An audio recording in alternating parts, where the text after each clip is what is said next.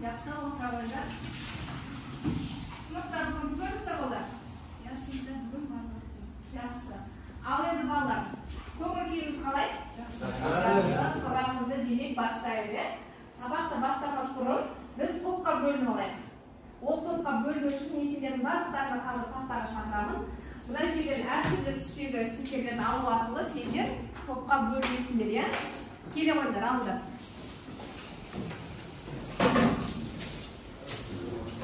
Алып бітсеңдер, балалар, бірінші топқа розовый түстегіні алған оқушылар бірінші топқа жайғасамыз. Жасыл түсті алған оқушылар екінші топқа жайғасамыз. Сары түсті алған оқушылар үшінші топқа жайғасыңдар.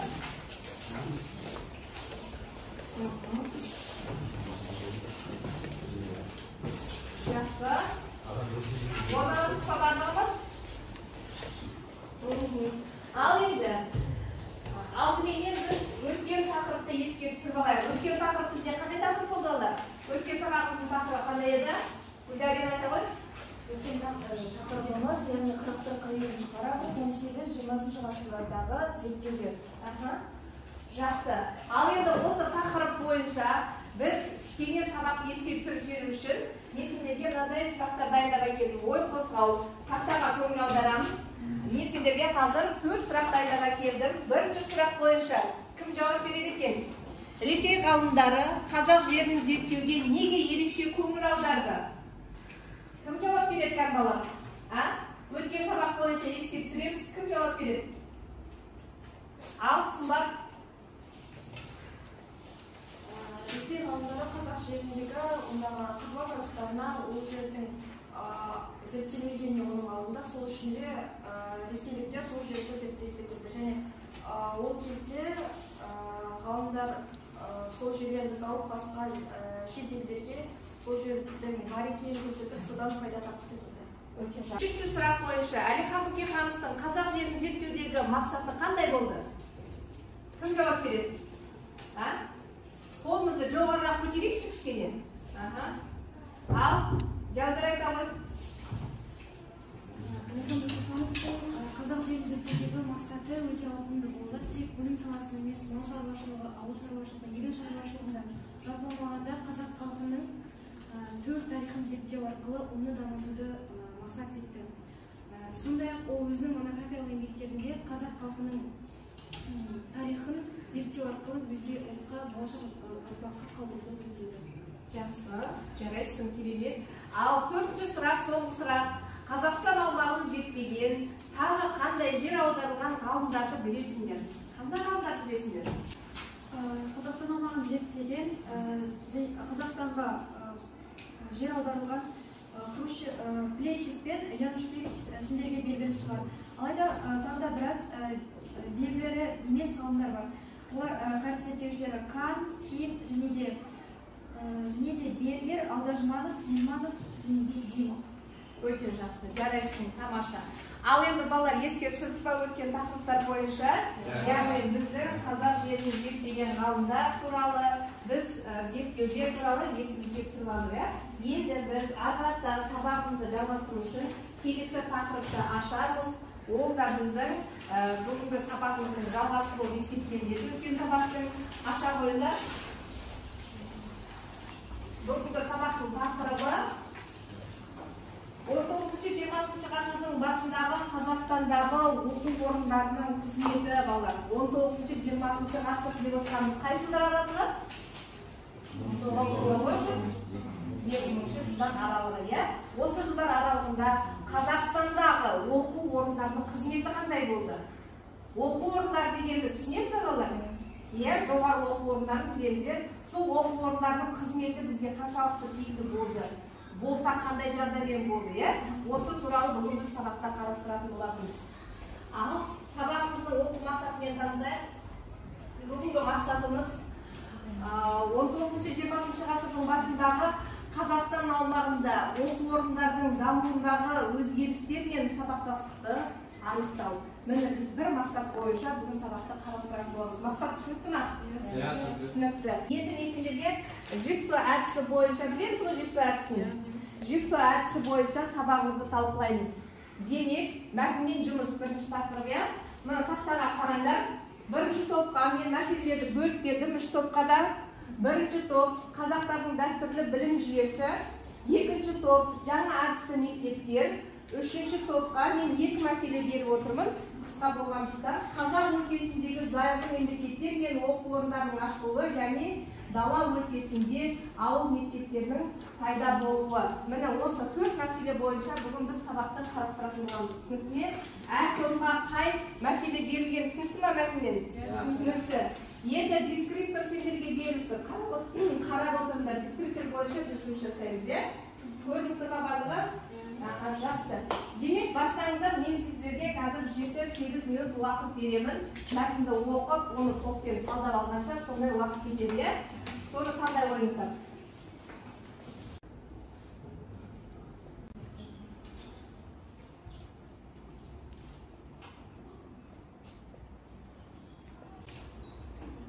Ал жақсы балалар болып қалдық па?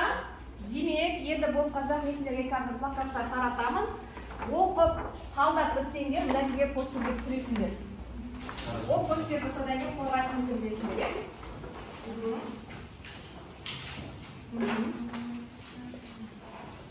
Бастай ойыңыздар.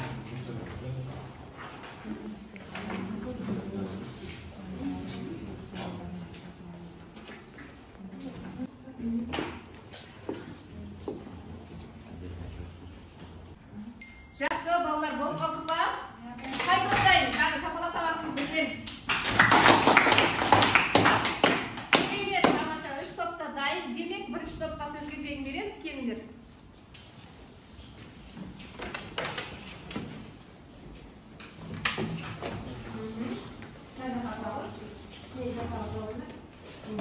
Біздің бөлім қазақтардың дәстүрлі білім жүйесі деп аталады.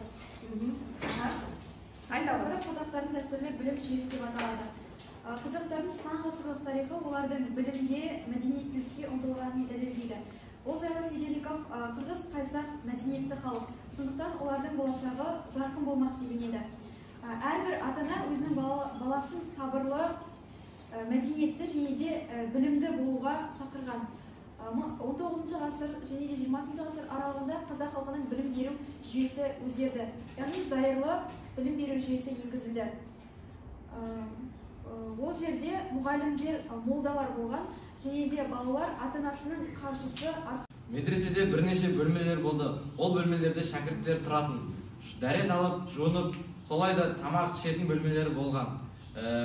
Медреселерде мұғалім болу үшін 40-тан астам тәжірибесі бар адамды қабылдайтын. Ол адамдар диплом сұрайтын. Жақсы. Мектептегі білімін аяқтаған балалардың ата-аналар жаңа түспен оқытатын Уфадағы Ғалия, Орынбордағы Хусейния, Троицкідегі Расулия медреселеріне оқуға берді. Біршама уақыт өткеннен кейін патша үкіметі мұсылманша білім беретін мекемелер, яғни медреселер мен мектептерді өз қадағалауына бастады. Мұсылманша білім беретін оқу орындарын ашу үшін өз бастығының арнайы рұқсаты қажет болды. Жақсы, керемет. Ал енді балалар, бірінші топтың қарастырған мәселесін түсіндік пе? Түсінікті ме батырыңызға? Жақсы, Зарифа, рахмет. Бүгін біз 43-44 параграф 19 және 20 ғасырдағы оқу орындарының нәтижесі мен мақсатын өткен болатынбыз. Біздің екінші топқа берілген мәселе жаңа әдісті мектептер болып саналады. Келесі кезекте біздің топ мүшелері осы тақырыпты сіздерге толықтай ашып береді. 20 ғасырдың бас кезінде жаңа әдісті мемлекеттер қоғамның талаптарына мүлде сай келмеген болатын.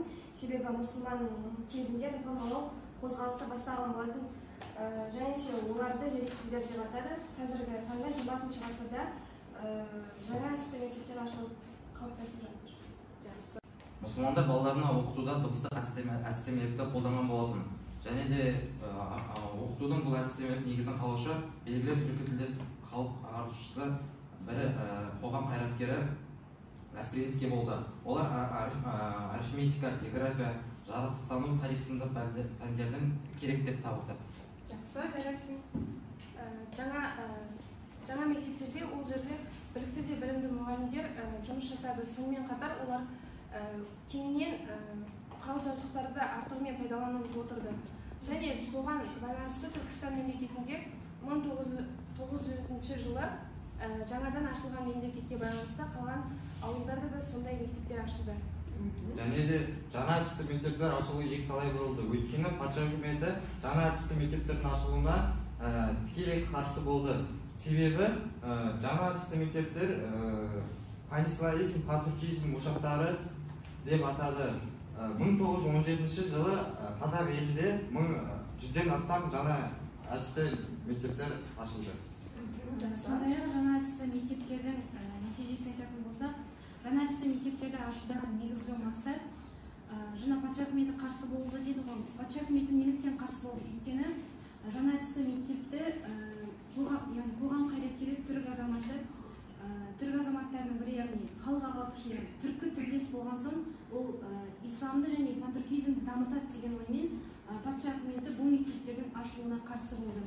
Бірақ дегенмен кейін ашыла бастап, кей мектептер өздерінің ісін жалғастырғанымен, кей мектептер сол күйі жабылып қалды. Жарайсың, жақсы. Келесі үшінші топ шығамыз. Яғни үшінші топқа берілген мәселе бойынша 44-ші тақырыптағы, яғни қазақ оқу орындары жайында. Яғни біздің қарастыратын мәселелеріміз қазақ өлкесіндегі зайырлы мектептердің және оқу орындарының ашылуы және дала өлкесіндегі ауылдық мектептердің ашылуы болып табылады.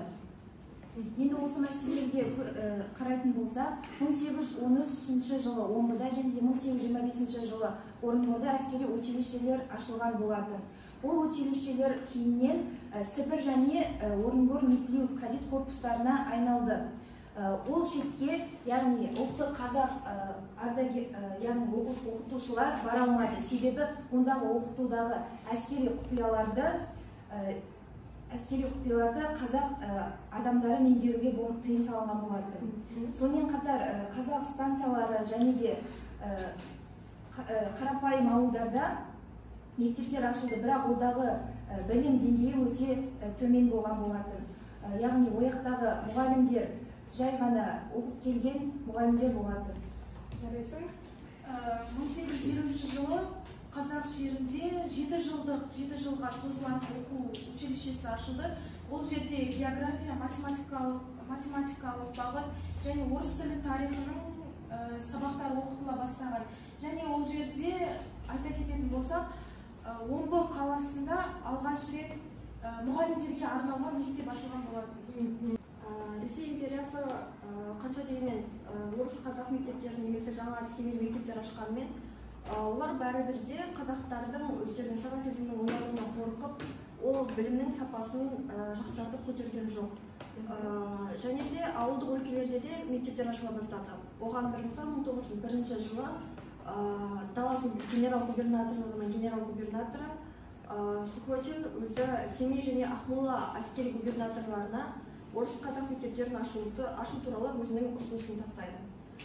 Бірақ бұл ұсынысқа жаңағы балалардың ата-аналары кішкене шошынды немесе қауіптенді. Өйткені олар Ресей империясы олардың балаларын шошындырып немесе орыстандыру саясатын жүргізеді деп ойлады. Және оларды шаруаларға немесе әскерге алып кетеді деген қауіптен олар балаларын көбінде жібермеуге тырысты.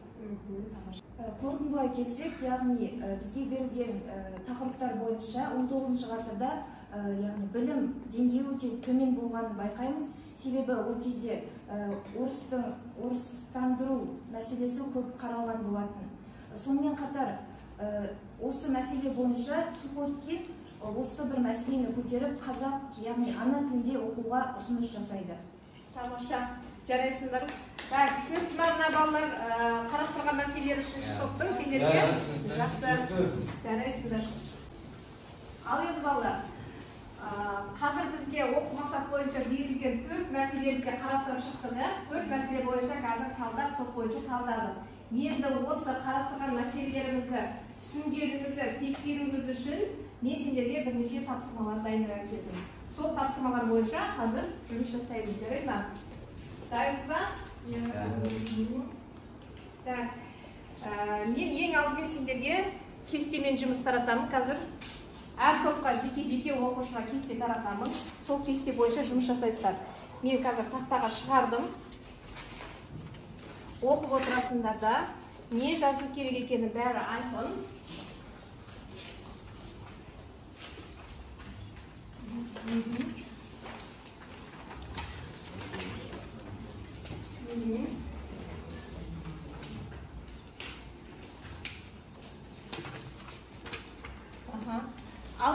кестемен танысамыз. 19-20 ғасыр басындағы Қазақстандағы білім беру мекемелері қызметінің ерекшеліктерін талдаңдар дейді.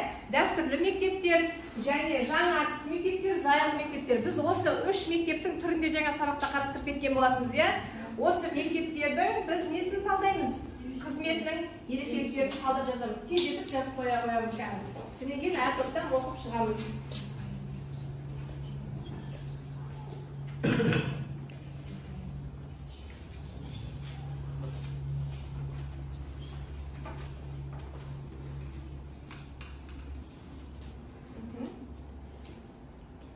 Әркім өзінің ойын жазсын.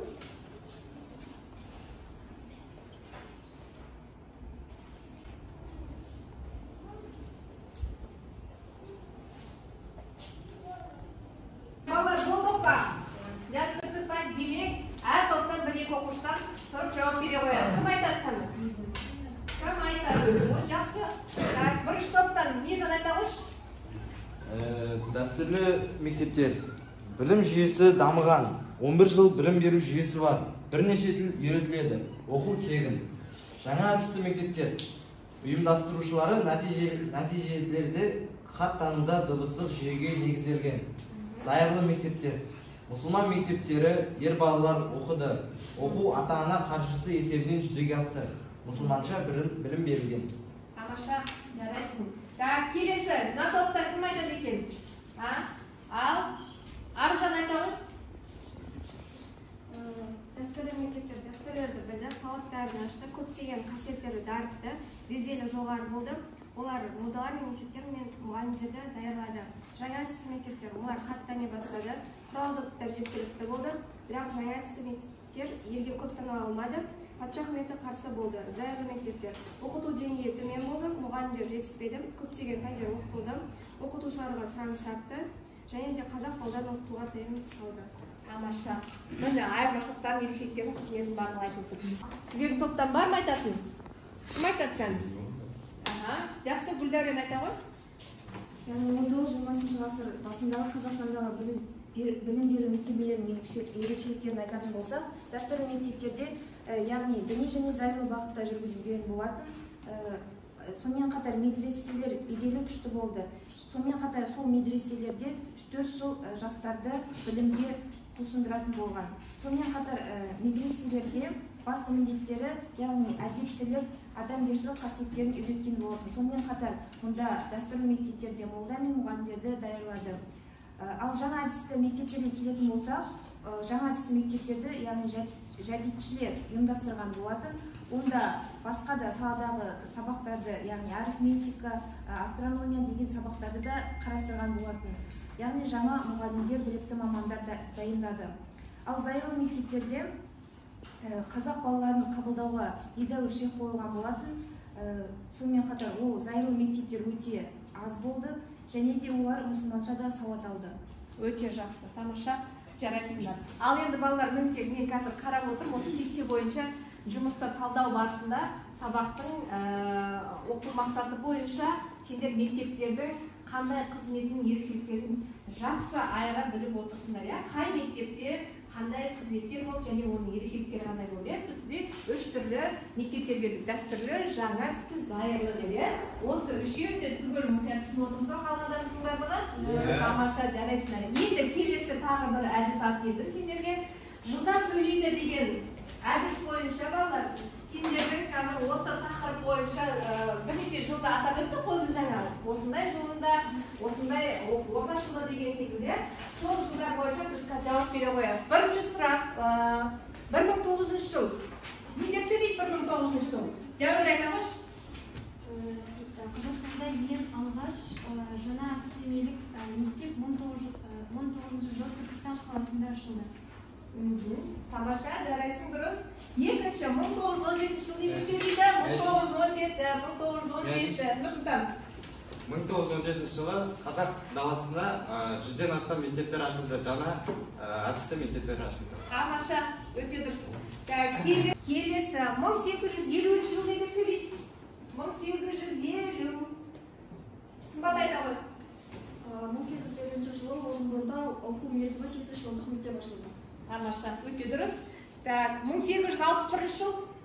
Не деп сөйлейді? Батыл айтамын. 1861 жыл Троицкте басқа да қалаларда орыс қазақ мектептері ашылды. Өте жақсы, дұрыс айтасың.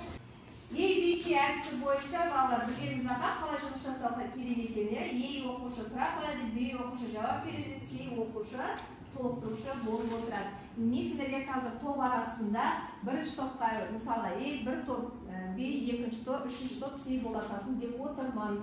Так, оқушысын қай топқа береміз? Так, мына жаққа берейік. Ал B оқушысын А-ға жауап береді. C А-ға толықтырушылар. Жарайды, бастаймыз ана. 19-20 ғасырдың басындағы Қазақстанда ашылған оқу орындарының ерекшелігі және олардың жеткен нәтижесі. Өте жақсы сұрақ. B оқушылар, яғни топ жауап береміз. Ал кім жауап береді? Жауап. Ең алғашында 19-20 ғасырларда ең алғашында дәстүрлі білім беру жүйесі бойынша діни білім беретін медреселер мен мектептер ашылды. Көбінесе медреселердің беделі сол 19-20 ғасырдың басында асқақтап тұрды. Медреседен кейін жаңағы орыстану саясаты келгеннен кейін жаңа әдісті мектептер пайда болып, ол мектептердің кейбір жұмыс істеп, кейбір өз жұмысын тоқтатып, үшіншіден зайырлы мектептер ашыла бастады. Зайырлы мектеп аты айтып тұрғандай еркін мектептер. Одан кейін осы үш мектептер өткеннен кейін белгілі бір әр өлкеде ауылда өзінің ыңғайына қарай ауыл мектептері ашыла бастады.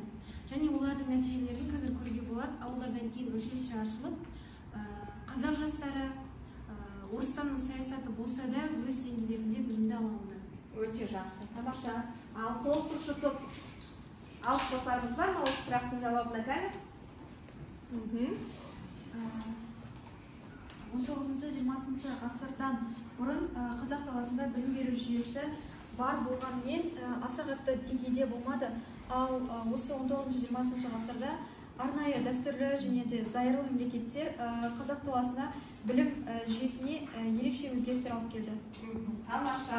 Түсінікті балалар? Өте жақсы. Тамаша талқыламыз. Барлығы түсінікті мәселеде 4 мәселе бойынша бүгін сабақ түсінікті болса, енді біз кімдерге топ басшыларына сөз кезегін берейік. Ол кісілер жаңағы өздерінің топтарын бағалау, бағалауға кезек береміз. Қай топ бастайды? Гүлдәурен ба? Бастайды. Яғни бүгінгі тақырыптар бойынша біздің үшінші топтың жауап берген нәтижелеріне қарасақ, сымбат, яғни 9-10 балл шкаласындағы баға 5 деген баға алды. Ал Батухан, Бағлан, Санжар, яғни олар 7-8 балл шкаласында 4 деген баға алып отыр. Айжан болса, яғни 8-9 балл арасында 4 деген баға алып отыр. Бүгінгі нәтижелеріміз өте жақсы болды. Өте жақсы, жарайсыңдар. Келесі топ басшы. Білнәс айтамын. Біздің топтың бағалау парақшасы Мырзалиев Мейіржан 8 және де 9 балл шкаласында жауап беріп, 4 деген баға алды. Исай Ахмедияр 7 және де 9 шкаласында жауап беріп, 4 деген баға алды. Салматұлы Ерасыл 8 және де 7 шкаласында жауап беріп, 4 деген баға алды. Және де Айгерім 8-9 шкаласында жауап беріп, 5 деген баға алды. Тамаша, бағалаулар өте жақсы. Соңғы топ, жәрдем тобы. Екінші топ бойынша үй жұмысында барлықтарында 3-4 деген балмен бағаланды. Ал сынып жұмысында барлығы дерлік 4 деген балмен бағаланды. Ал сұрақтарға жауап беру бойынша 1 балды, ал тәртіп бойынша 10-8 деп, 10-10 деп, яғни барлығы тәртіпте жоғары деңгейде қатысты. Жалпы балға келетін болсақ, Еркебұлан, Нұрсұлтан, Исатай, яғни ер балалар 9 бен 10 балл аралығында 5 балл алды. Ал Аружан, Айшагүл мен 10 балл аралығында 5 деген балл алды. 5 деген бағамен бағаланды. Балл бойынша 8-9-10 балл аралығында алып отырсыңдар. Өте жақсы. Енді осы оқушылар арасында мен сендерге қазір кері байланыс жасаймын. Кері байланысты білеміз, мына тақтаға шарт қойдым. Ойлаудың 3 түрлі әдісі арқылы. Менің бүгін білгенім, мені қызықтырғаны, мен әлде де білгім келеді. Не мәселені білгім келеді әлде де сондай сұрақтарым болса, мына стикерлерге жазып, оны менің алмағашыма іліп кетесіңдер, жарай ма? Мен сол арқылы сендердің нені білгендеріңді, нені білгілерің келетіні, мен түсіні арқаша келесі сұрақта сол ұсыныстарды жасайтын боламын. бір қағаздан стикерден бөліп аламыз да жазамыз қазір.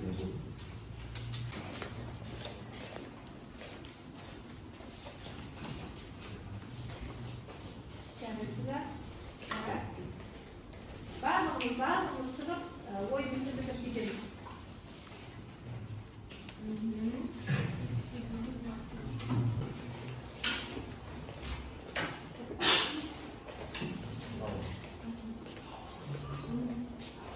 Ой, тамаша, жарайсыңдар.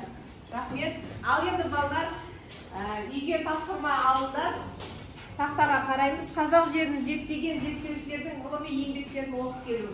Түсінікті ме? Ғылыми еңбектер бойынша келесі сұраққа оқып, ойымызды білдіріп, түсінігімізді айтуға дайындалып келеміз. Жақсы. Сабақ түсінікті болса, сау болыңыздар.